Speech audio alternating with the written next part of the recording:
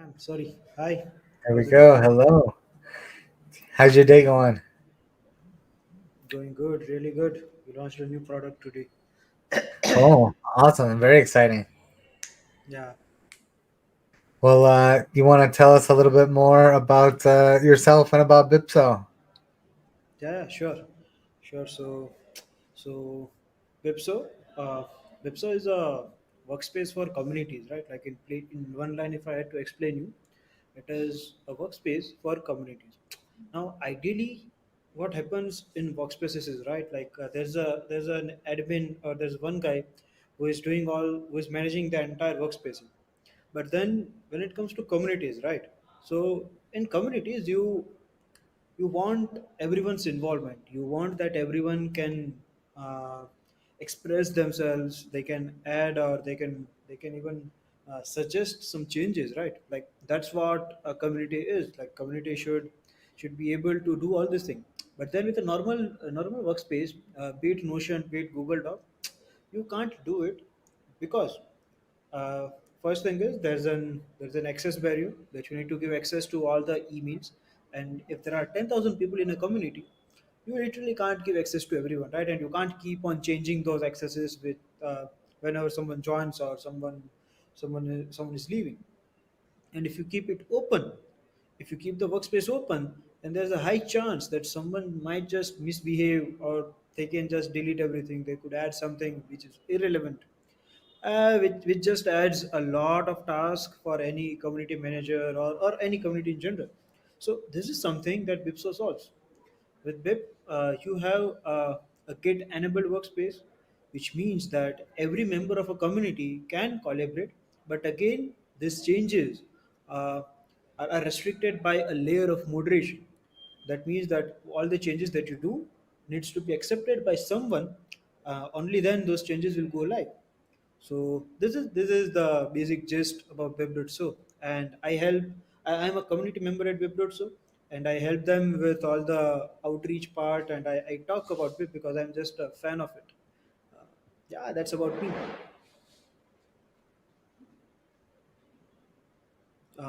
Would you like do you want me to show a demo or Yes, yes. That'd be great to see a demo and yeah, the floor is yours. awesome? I'll just share my screen. Give me one minute. Yeah, is my screen visible?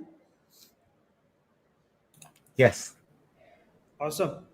So this is what BIP looks like when you come to the home page. Like over here, you see all the studios. We go to Explore Studios. So over here, we call a server, a Discord server, as a studio, and a document as a canvas. Because a canvas is something where everyone could paint, everyone could share their ideas, and yeah, that's about it. So these are all the communities which are using Web.so. ENSDAO is there, Web.so is there, Questbook, Super Team, Mesh Finance, DH, Nordstar. Like there's a lot of there's even Metagame over here. Even Metagame is using Bibdot so very efficiently. Let's go to Metagame. Right. So right now over here, if you see, here are all the guilds and here are all the documents that Metagame is written. So now what happens is, so let's say this is the document that someone has written in Metagame. So if I want to edit this document, what I can do is I can just click over here.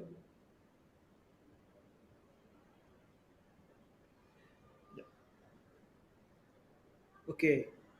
There's only comment access. So let me go to some other doc where there's an edit access. So I'll be able to show that. Yep. Here is a doc. Discord rules. This doc is called Discord rules. So here I can just click. I can start making any changes. So once you click right, there are the two things that has happened. First thing is there's a personal draft here, and then here you see a merge button. So now what happens is you are editing in a personal draft, right? So what that means is now whatever changes I do, let's say I'm writing here something. So whatever changes I do, something for MetaFest, whatever changes I do stays in my personal draft, right? It's not added to the parent doc. Like if I go to the parent doc, you will see it is still this. But when I go to draft, you will see that there are certain changes in the draft which means that only I can see those changes. And once I click on this merge request, there will be a merge request which will go to the admin of this particular doc. And let's say I can write anything over here, something like a demo. And once I click on merge request, the merge request will be created. And now the admin of this doc will get a notification over here that someone has created a merge request.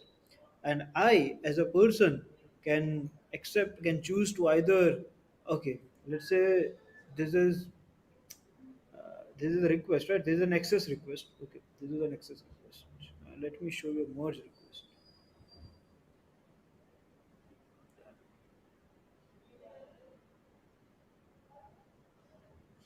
So, yeah, yeah. Again, I don't have merge request right now, but yeah, basically, what will happen? What will happen with merge request is the admin will get a notification with all these changes highlighted, and he can choose to either accept or delete this change. If he accepts, these changes will be added to the parent doc. If he deletes, then these changes will be deleted.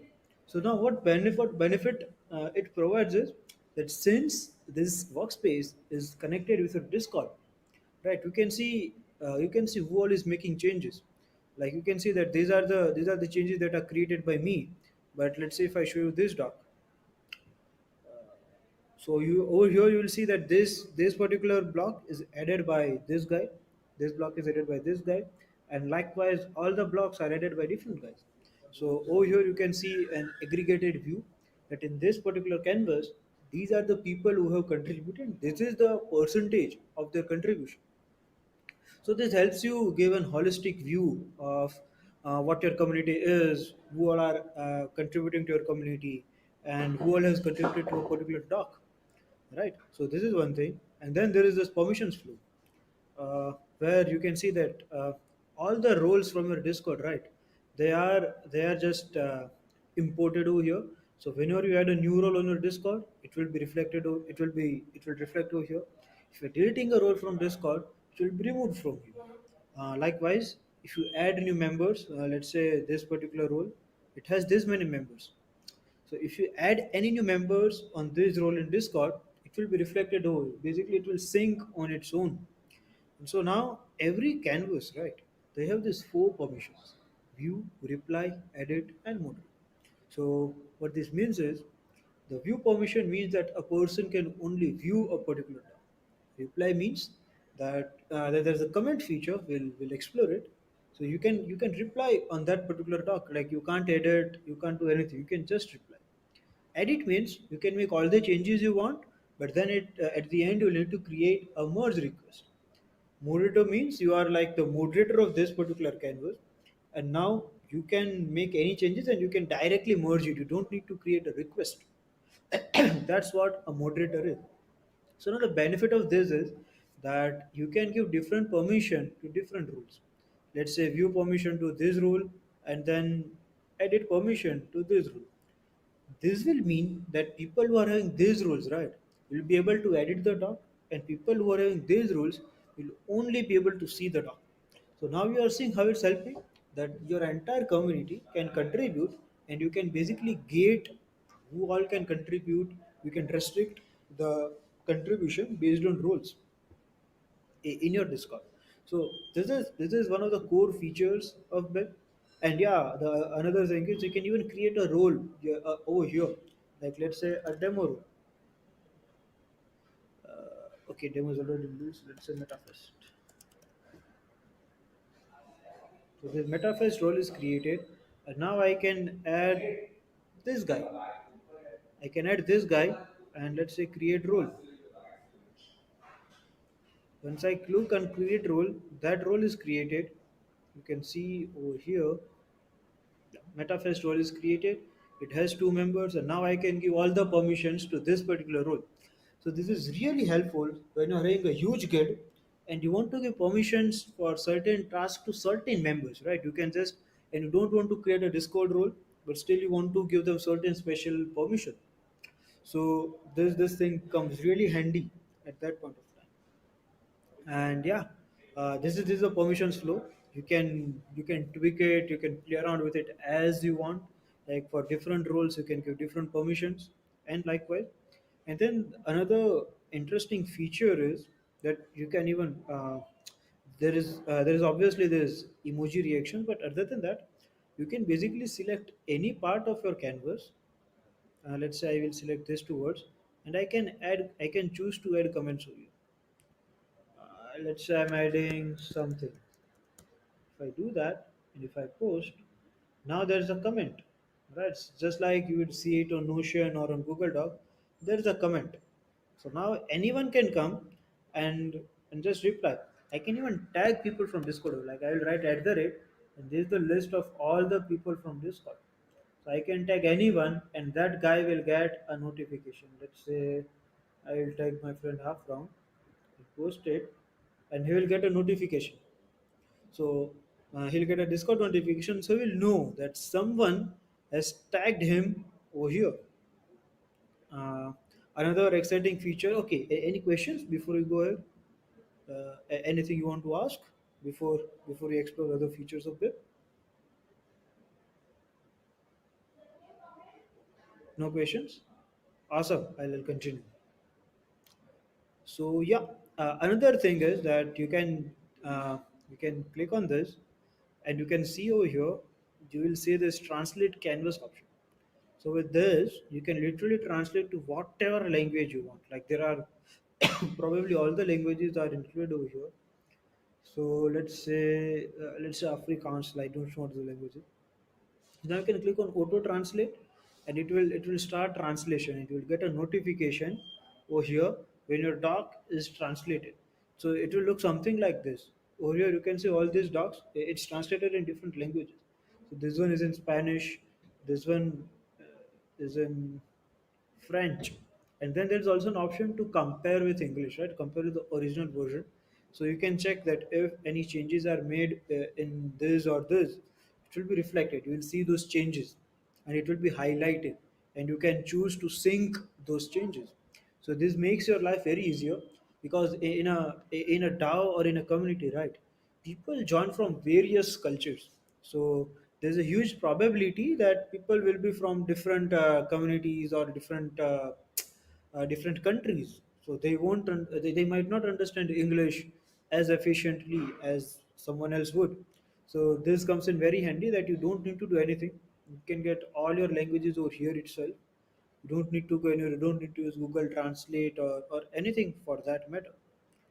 Another really cool feature is that if I go to Discord and if I'm going to Questbook, let me go to Questbook. Yeah, here it is.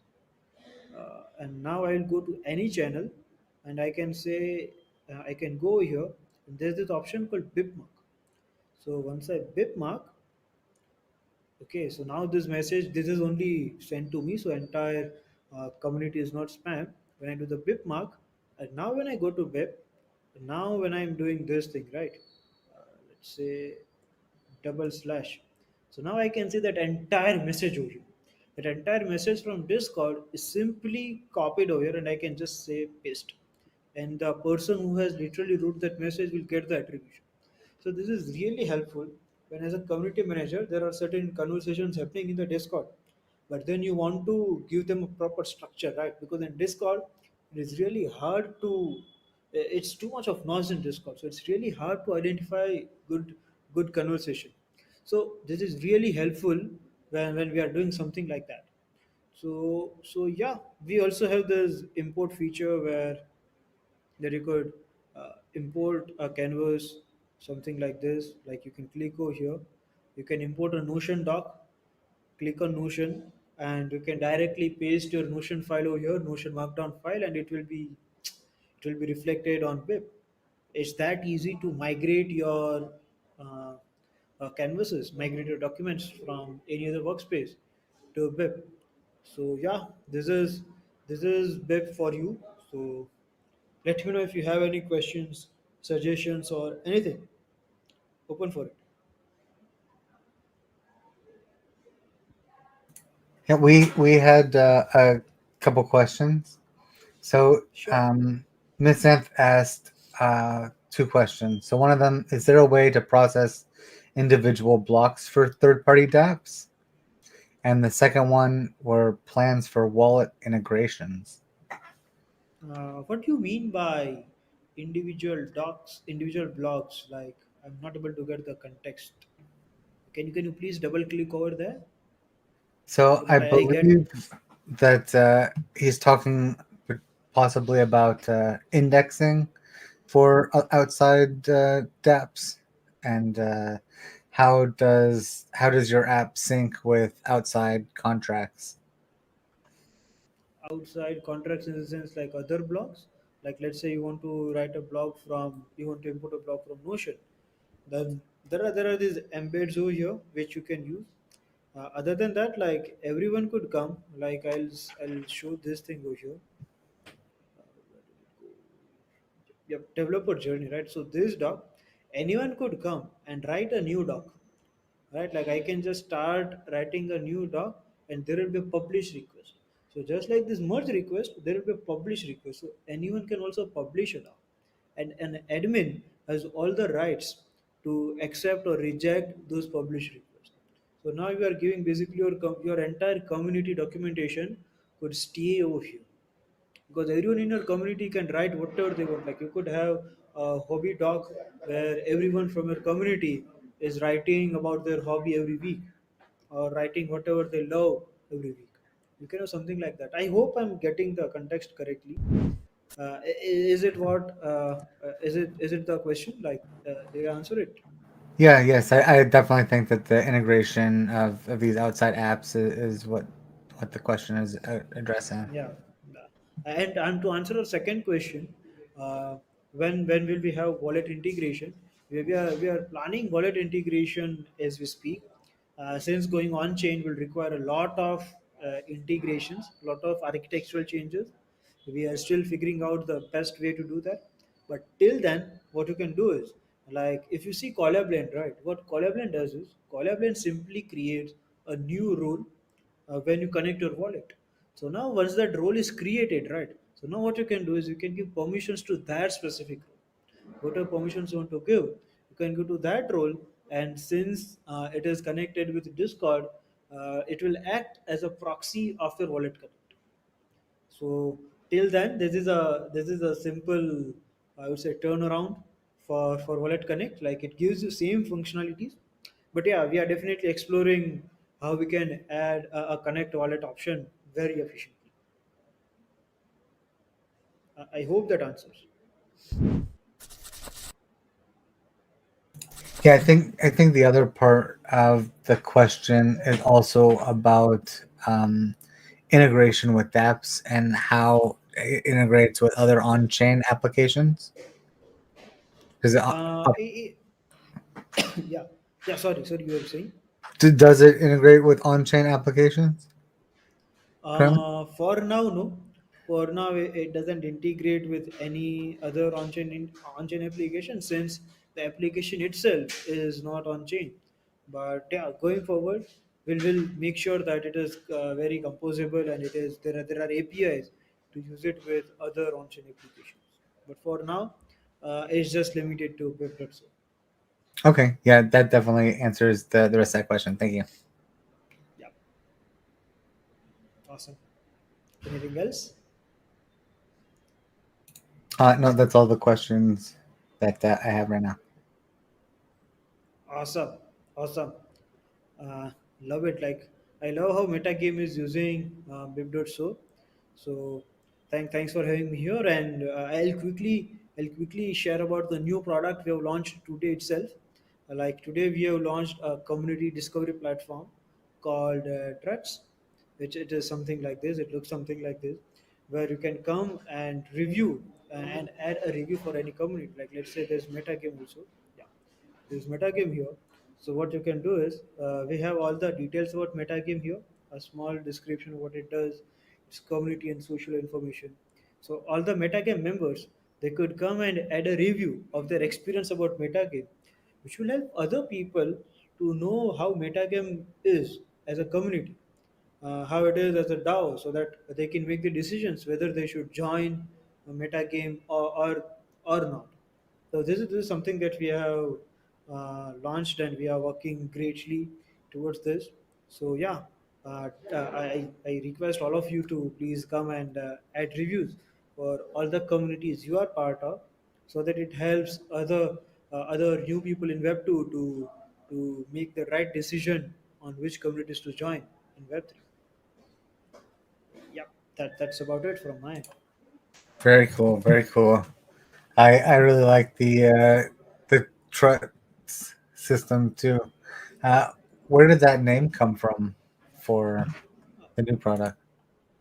For trusts, right? So it's basically we are doing like hold, you have hold and hurdle, build and biddle, right? So we're in trust and trusts. We are just swapping the last two alphabets, plain and Very simple. cool. Yeah. Oh snap! I've got one more question coming hot from the main stage. Is it possible to write in bip.so and present the content on a website? This question is coming from Nick. Yeah, sure. So I'll show you one thing. Yeah, over here. So what you can do is you can go to a canvas and you can write in the URL. You can write public. And now what you'll see is we'll see a cleaner view. So this could be used as your documentation for APIs, right? Like for actually showing it on your website, we are working on the API part. But for now, what we offer is like if you have want to have a custom domain, so this entire domain could be changed into something like docs.metagame.com if you want. But that is available only on personal request because we are still figuring out an architecture for the general application. I hope that answers. Well, thank you very much. Appreciate. Thank you. Yeah. I seem to be having a little bit of technical difficulty with my camera. Haha. It's not a good session if you don't have any technical difficulties. Yeah. You always have some difficulty. Yeah, I'll definitely be able to fix my camera soon. Thank you so much for showing us, Bibso. I think one of my favorite features that I saw was the ability to import from Notion. I think Yeah, the multi-language support as well. Um, I think that it's so important to remember that these communities are international, and that the tools are supposed to be interoperable as well. So, having the ability to import from one platform and into another one and kind of support what people are already doing and improving that is key to adoption and success. So, awesome work. I love, awesome, yeah, awesome. I love the ability to rate and show trust in different communities. I think that that's really important in the trustless space too, is to have some kind of ability to see who else trusts an organization and build up some kind of review system that is supported by people and engagement rather than marketing or who can make the best ad. Yeah. Like these reviews are totally on chain, and then only people who are part of a Discord community can post review. Like if I'm not part of a Discord community, I can't post a review, which is not there in Web 2 application. Like in Web 2 things, anyone could come and add reviews however they want to. But on Threads, you can only post a review if you are part of that community's Discord. So that incentivizes a person to join a community.